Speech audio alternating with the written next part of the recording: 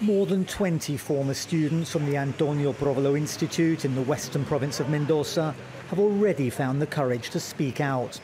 It was their testimonies that helped put two priests, Nicola Corradi and Horacio Corbacho, in prison in 2019, both for more than 40 years.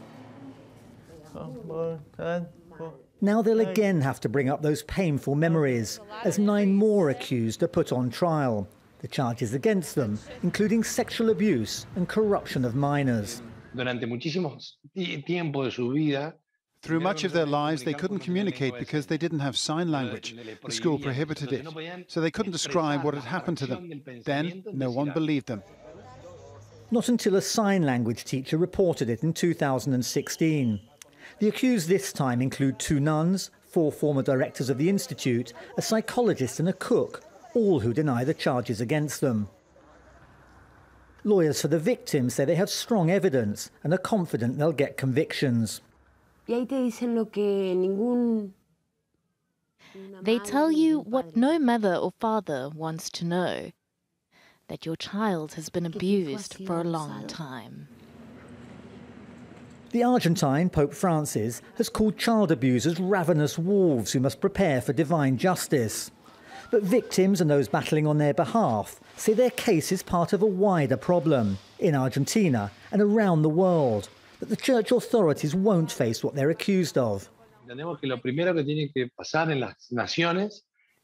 first thing that has to happen is what the United Nations said in 2014. The Catholic Church must stop systematic cover-ups of the evidence, because as long as they're doing that, there will be more victims.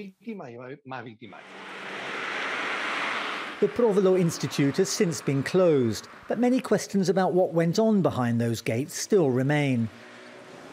What the 9 are accused of, what the 2 priests have already been convicted of, represents for many a crime even more heinous, because the children were deaf, because they were perceived to be more vulnerable. Therefore, the exploitation of trust by those responsible for looking after them seems to be even greater. Much of the trial will be conducted virtually as the COVID-19 pandemic continues to devastate Argentina. And with nearly 200 witnesses scheduled to testify, many of them requiring sign language interpreters, it could take up to a year exposing deep wounds that some must face and others would rather avoid. Daniel Schweimler, Jazeera, Buenos Aires.